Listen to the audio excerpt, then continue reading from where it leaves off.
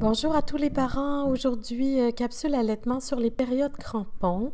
Alors, qu'est-ce que c'est que ce mot? C'est un concept qui a été expliqué par Ingrid Baillot, sage-femme formatrice en allaitement incroyable, qui nous a beaucoup éduqués en allaitement et puis aussi en périnatalité, dans la compréhension des nouveau-nés.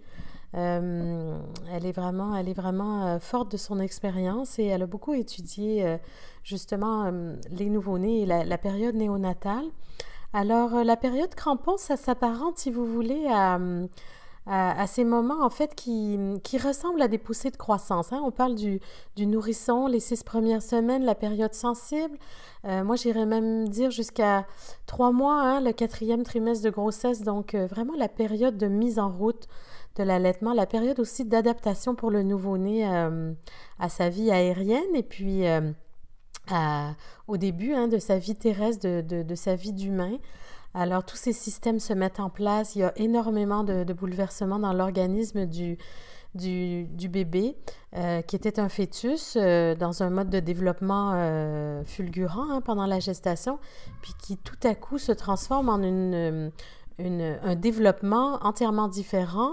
Ben, pas entièrement différent, en fait, ça continue de la même manière, mais avec des apports différents, avec une activité liée aux compétences et aux réflexes du nouveau-né. Donc, le nouveau-né participe maintenant à son développement. Il est en interaction avec ses parents. Il doit aussi faire des efforts pour se nourrir, donc être lié à sa séquence de réflexes, avoir du pot à pot et par là même comme stabiliser ses systèmes, faire maturer ses systèmes. Donc, on parle du cerveau, on parle de la digestion, système sanguin, le cœur, la respiration, toutes ces choses-là, hein, sont pas très stables au début de la vie. Et puis, tranquillement, ça se stabilise et ça mature.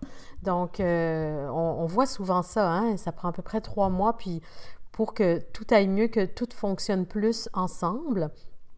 Et réellement, il y a des périodes, des moments qui sont intenses, où le bébé va sembler toujours insatisfait, va sembler même régresser. Il y a beaucoup de parents qui l'interprètent comme ça et qui vont finalement appeler quelqu'un en panique. Ah, je ne sais pas ce que le bébé a depuis quelques jours, toujours au sein, jamais content, pleure beaucoup, tout ce qu'il faisait fait plus, on défait un peu la routine ou les habitudes, alors qu'on pensait avoir finalement mis quelque chose en place, hein, parce que c'est ça aussi les débuts, c'est qu'on croit toujours arriver à quelque chose et puis c'est à recommencer. Alors, il y a des moments comme ça qui sont intenses et qui sont souvent reliés à des périodes de croissance. Donc ça, c'est réel, on le sait, hein, autour de 3 jours, 3 semaines, 3 mois ou 6 jours, ben, autour de la semaine et puis des 6 mois. Enfin, ce sont vraiment des moments, des étapes dans le développement du bébé qui vont avoir une influence sur son comportement et parfois qui sont directement reliées avec ses acquisitions aussi, hein, les acquisitions moteurs. Le bébé, tout à coup, peut tenir sa tête, il peut s'asseoir, il peut agripper des objets. Donc, toutes ces périodes-là importantes dans son développement vont vraiment avoir un effet émotif sur l'enfant.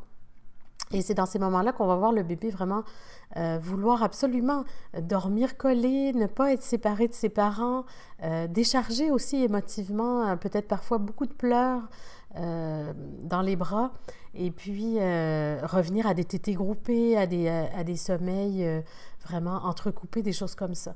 Donc, c'est un peu tout ça que Ingrid Baillot appelait la période crampon, si je l'ai bien compris.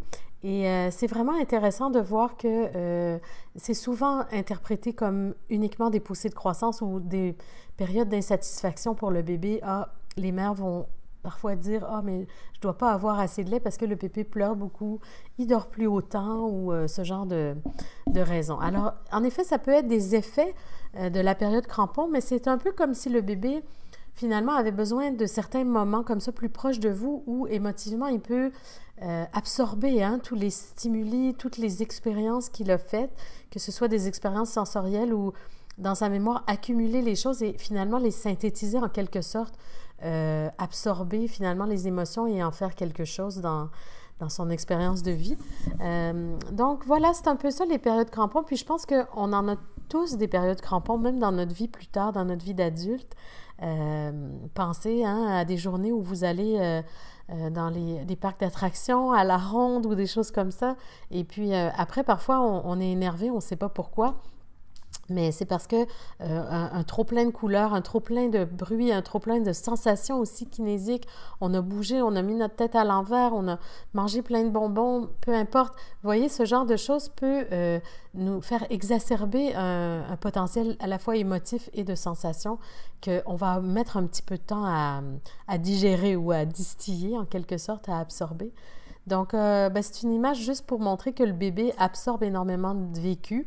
Et puis, il doit en faire quelque chose après, hein? Il doit le synthétiser pour son expérience. Et c'est un peu ça, les périodes crampons, où la seule chose qu'il peut faire, c'est s'accrocher à vous et trouver du réconfort, trouver de l'accueil, en fait, dans ce qu'il est en train de vivre. Donc, je vous souhaite bon courage. Parfois, les périodes crampons sont quand même assez éprouvante pour les jeunes parents, mais sachez que c'est tout à fait normal et compréhensible. Et en fait, moi, ça m'a aidé de le comprendre.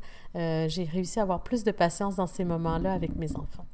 Donc, merci à Ingrid Baillot pour ce complexe concept qu'elle a expliqué. Et puis, vous pouvez trouver plus d'informations là-dessus sur son site, entre autres. Il y a de très beaux articles qui vulgarisent toutes ces notions-là dans le 4e trimestre de grossesse. Donc, c'est toujours une bonne chose de mieux comprendre son nouveau-né. Alors, je vous encourage pour la sérénité de l'allaitement, de comprendre tous ces concepts-là qui concernent votre bébé. Alors, à bientôt pour une autre capsule allaitement. Levez le pouce. À bientôt.